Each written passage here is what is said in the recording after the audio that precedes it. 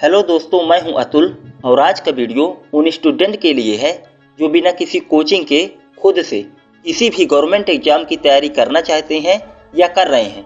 दोस्तों, मैं आपको बिल्कुल सही और परफेक्टली तरीका बताऊंगा जिससे आप बहुत ही अच्छे से समझ जाएंगे कि आपको कैसे और किस प्रकार से पढ़ना चाहिए। दोस्तों, आजकल हमारे स्टूडेंट के मन में चाहे कोचिंग सेंटर वालों के द्वारा हो या सोशल मीडिया के प्रचार द्वारा यही भरा जा रहा है कि आप बिना किसी कोचिंग के कोई एग्जाम निकाल ही नहीं सकते, जो कि पूरी तरह से गलत है। चलिए, आज से 10 से 15 साल पहले मानते हैं कि पहले कोचिंग की ज़रूरत पड़ती थी, क्योंकि उस टाइम हमारे पास इतनी सुख सुविधाएं और टेक्नोलॉजी नहीं होती थी। लेकिन आज आपके पास हर चीज़ उपलब्ध है और हर तरह की टेक्नोलॉजी आपके पास है और आपका सबसे बड़ा दोस्त है इंटरनेट, जिसमें हर तरह की जानकारी, guidance, study materials, current affair, PDF यानी सभी चीज़ों का भंडार है। बस आपको ज़रूरत है उसमें ढूंढने की और तलाशने की। अगर आप इतना भी नहीं कर सकते तो फिर आपके एजुकेटेड होने का कोई मतलब ही नहीं। अगर आप पूरे ईमानदारी से सिर्फ 1 या 2 साल खुद को देते हैं और सही दिशा में अच्छे नॉलेज के साथ तैयारी करते हैं तो आप कोई सा भी एग्जाम आसानी से निकाल सकते हैं। जितना पैसा और टाइम आप कोचिंग वालों को देते हैं, अगर उतना ही पैसा और टाइम आप खुद को दीजिए तो आप कोचिंग वालों से बेटर कर सकते हो। तो चलिए, अब हम बताते हैं कि आप किस तरह से अपने घर में रहकर ही बिना किसी कोचिंग के अपने दम पर कोई भी गवर्नमेंट एग्जाम जैसे SSC, bank, railway, state PSC, PCS, UPSC, NDA, police, army, कोई सा भी एग्जाम निकाल सकते हैं। देखिए, आजकल जितने भी गवर्नमेंट एग्जाम होते हैं, चाहे बैंक हो, रेलवे हो, SSC हो, सभी में 3 चरण होते हैं, यानी 3 स्टेप में एग्जाम कंप्लीट होते हैं। पहला प्रीलिम्स, दूसरा मेंस और तीसरा इंटरव्यू। इन 3 स्टेप को पूरा करने के बाद ही आपकी जॉब लगती है।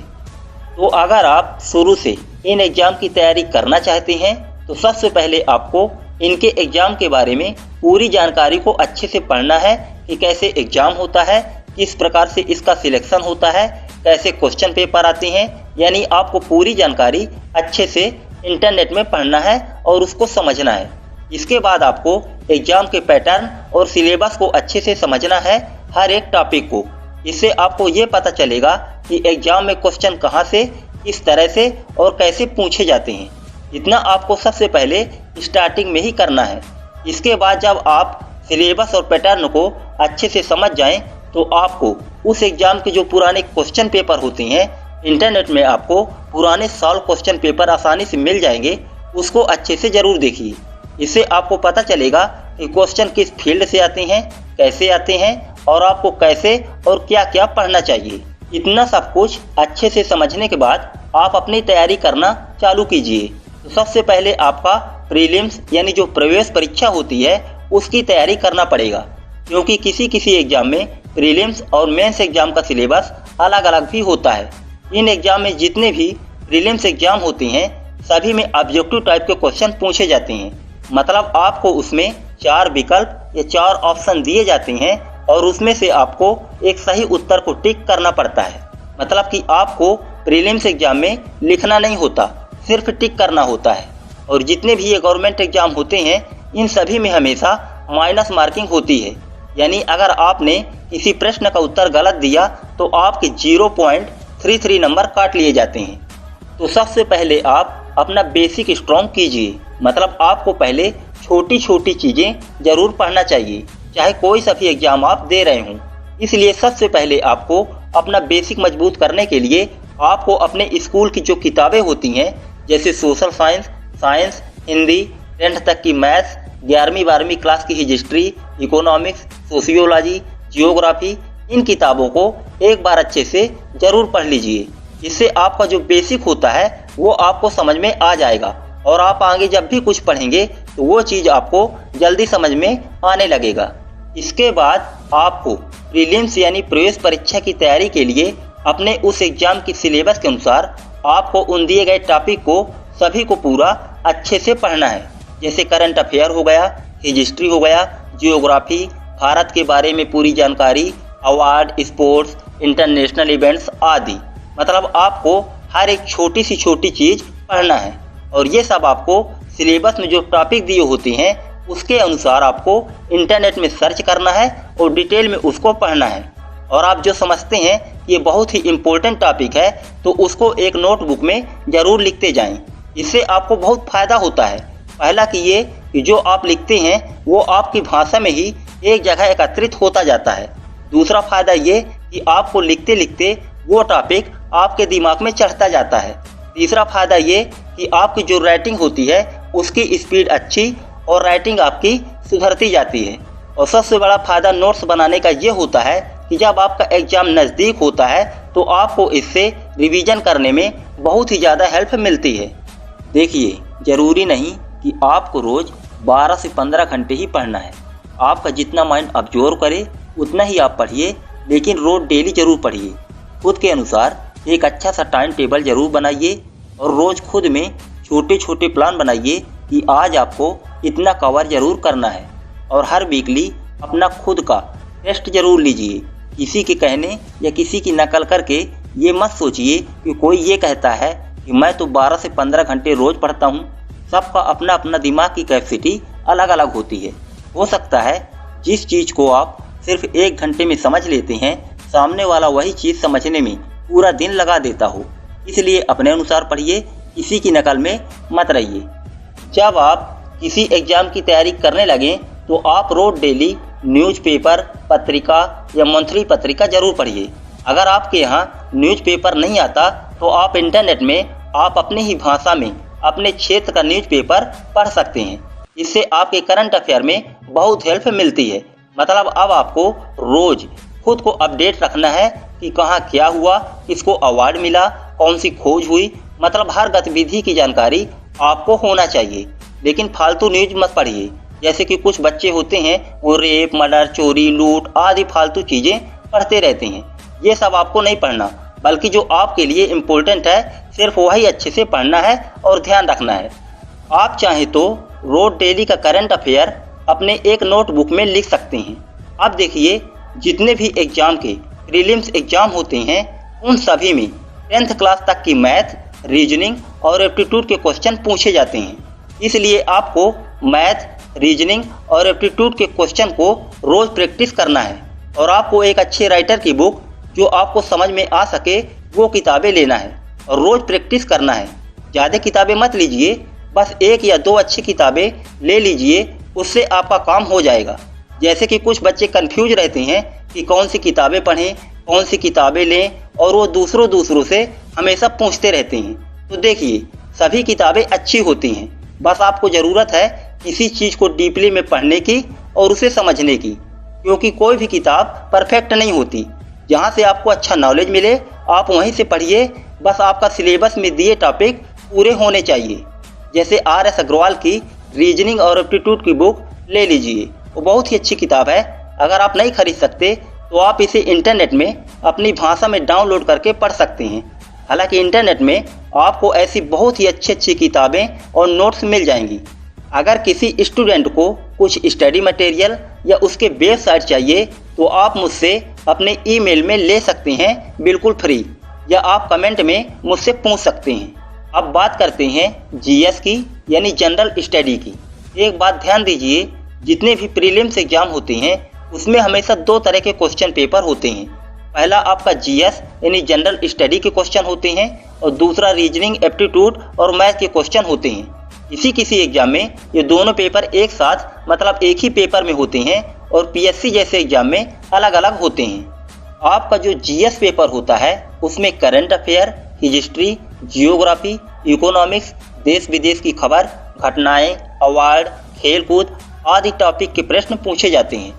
तो आपको अपने सिलेबस के अनुसार इन सभी टॉपिक को अच्छे से ज़रूर पढ़ना है। और जिन स्टूडेंट को मैथ, रीजनिंग समझ में नहीं आती वो कोचिंग के लिए हमेशा बोलते रहते हैं, तो उनको बता दूं कि कोई कोचिंग वाला आपको घोट कर पिला नहीं देगा। जब तक आप खुद से प्रैक्टिस नहीं करोगे तब तक आपको कुछ भी समझ में नहीं आएगा। इसलिए रीजनिंग, एप्टीट्यूड के क्वेश्चन को अच्छे से पढ़िए, उसको समझिए, और जो सॉल्व किए प्रश्न होते हैं उसमें जो मेथड और विधि होती है उसको अच्छे से समझिए। बस आपको धीरे धीरे सब समझ में आने लगेगा। और आप चाहें तो रीजनिंग, एप्टीट्यूड के यूट्यूब में क्लास देख सकते हैं। यूट्यूब में तो ये सब कुछ बहुत ही अच्छे से समझाए जाते हैं। और जो जनरल नॉलेज यानी GS होता है वो खुद आपको ही पढ़ना पड़ेगा। तो इस प्रकार आप अगर 6 से लेकर 8 महीने अच्छे से पढ़ते हैं तो आपको सब कुछ समझ में आने लगेगा। प्रीलिम्स एग्जाम को निकालने के बाद आपका होता है मेंस एग्जाम यानी मुख्य परीक्षा। मुख्य परीक्षा एक लिखित परीक्षा होती है। हालांकि किसी किसी एग्जाम में जैसे रेलवे हो गया आदि एग्जाम में ऑब्जेक्टिव क्वेश्चन ही पूछे जाते हैं, लेकिन अधिकतर एग्जाम में लिखित परीक्षा यानी आपको इसमें दिए गए प्रश्नों के उत्तर लिखने होते हैं। इसमें कोई विकल्प नहीं दिया जाता, आपको खुद से उत्तर लिखने पड़ते हैं। तो आप सबसे पहले मेंस एग्जाम का सिलेबस को अच्छे से देखिए, उसको समझिए कि कहाँ कहाँ से कैसे क्वेश्चन आते हैं।